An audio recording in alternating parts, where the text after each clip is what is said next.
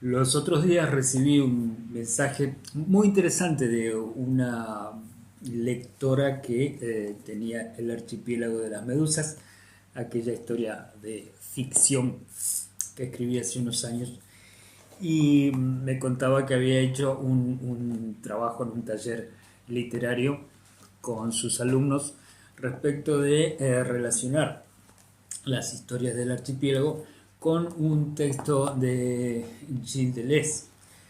Deleuze, aquel filósofo francés, ¿no?, que nace en 1925 y muere en 1995 en París, tanto su nacimiento como su fallecimiento.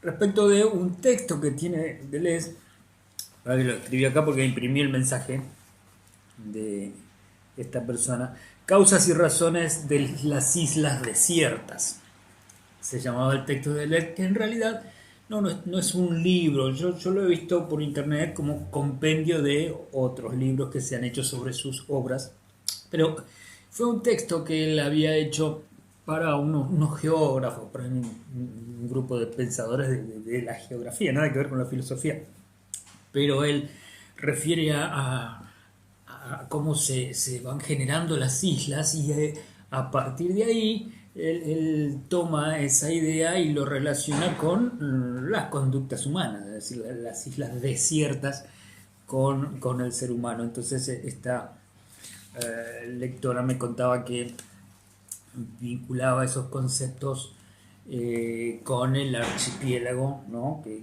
el escenario es justamente un montón de islas.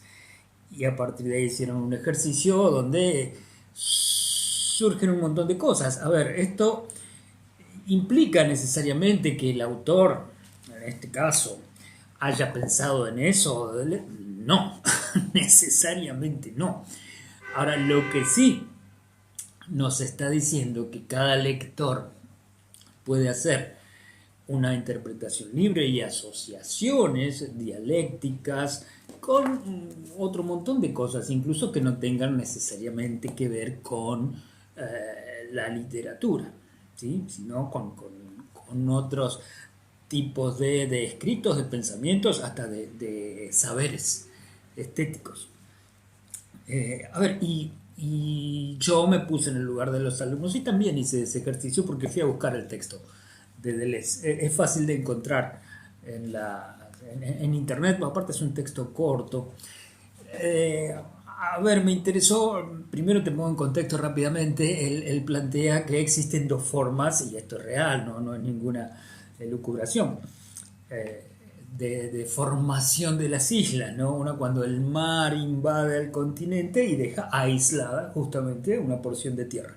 Pero otra es la que la misma tierra emerge y se abre paso ante esa inmensidad del mar, y es esa porción de tierra la que está ahí generando su presencia en el mar, ¿sí?, donde vemos la parte seca, vemos solamente la cresta de toda esa mole de tierra o de corales, lo que fuera. Pero hace hincapié en las islas desiertas y a partir de ahí genera la relación con lo humano, ¿no? A ver, punto uno, lo que me llama la atención del texto de Deleuze es que inmediatamente lo relaciona con lo mitológico. Y como decía esta lectora, toma al mito como aquel relato racional en base a símbolos, que esto en realidad es una idea aristotélica. Lo que pasa es que con esto nos está diciendo por qué el sentido de los simbólicos, ¿sí?, que quienes escriben emplean este tipo de lenguaje, como la poesía, por ejemplo, porque van construyendo saberes, van transmitiendo conocimientos, ¿sí?, que solo son factibles de interpretar en su mejor medida en base a la hermenéutica y a partir de allí su decodificación y su comprensión. No quiere decir que sean completados en su comprensión en un 100%. Ese misterio, eso que queda, esa zona gris desde lo que sería lo conceptual por parte de lo simbólico, de lo interpretativo, es lo que los hace trascender en el tiempo. De esto ya lo hemos hablado muchas veces. Ahora, pero Deleuze va más allá y entonces primero lo plantea a manera de pregunta, si realmente la capacidad individual del hombre está preparada para llegar a esas islas desiertas, llegar a poblarlas, ¿sí? Y concluye en una negativa, en el sentido de que solo lo colectivo, y ahí pone al mito en ese lugar de posibilidad, es lo que le permite anclar en esas islas desiertas, ¿no? Y tomarlo de islas desiertas como símbolo. Eh, el archipiélago de las Medusas es un conjunto de islas donde Sirio, es la protagonista, se dedica a explorar, ¿sí? A explorar esos lugares desconocidos, no con un afán expansionista ni invasor, sino simplemente para acordar con los habitantes de una unión para autoprotegerse de las invasiones que eran permanentes. Ahora bien, Deleuze también habla de que esos espacios que quedan entre una isla y otra serían como lugares de remanso, lugares de calma entre una lucha y otra, porque esto también representaría el devenir, que es de vivir de un conflicto a otro y no un origen inmaculado de la vida, sino una eterna y constante situación de conflictos, una seguidilla de conflictos. Esto sí ya es una mirada más nietzscheana, en todo caso, donde estos conflictos se asumen como una incomodidad y a partir de allí, de asumir esa incomodidad, es que a la vez está la posibilidad de transgredir ese status quo, de renovarlo, de hacer una deconstrucción para construir algo mejor, ¿sí? Un mundo nuevo, digamos. Ahora, por eso te quería comentar esto, que en realidad, más allá de los autores, de Deleuze, y en este caso el autor de Archipiélago, que no parte de ese texto del francés, sino que, por ejemplo, acá vos podés ver este dibujo lineal,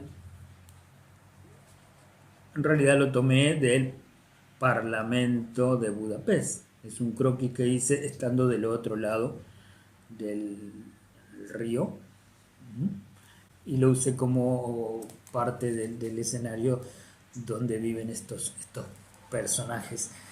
Porque la idea nació en base a sensaciones. A veces uno no comienza a escribir una historia por algo que tiene que ver con el conocimiento o con lo racional, con lo intelectual me refiero, sino con lo sensible, con las tesis, con sensaciones de. Entonces, cuando empecé a escribir esta historia en Sitges, venía de recorrer el río Loire y todos aquellos castillos medievales, los laberintos, y había pasado por la Europa oriental, donde había visto toda esta impronta, esta estética, tanto de Budapest como de Praga. Entonces, sin una idea concreta en particular, estaba lleno de sensaciones y de pronto por ahí te cae algo, te viene algo a la cabeza, donde vos unís todas esas cosas y al final son plasmadas en mi caso, en una obra de ficción.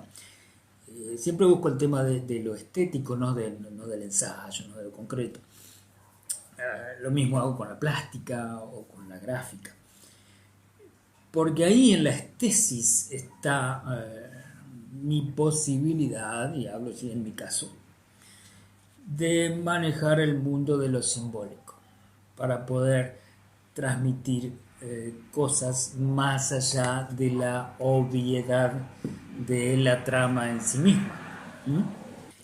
Y volviendo a las historias y este ejercicio que hice de lecturas comparativas de ficción, en este caso con un ensayo como el de Deleuze, contrariamente a lo del pensador francés, las aguas que separan o que unen a una isla con otra, en este caso, no son esos lugares de calma, por cuanto allí es donde viven los seres más peligrosos y más sanguinarios.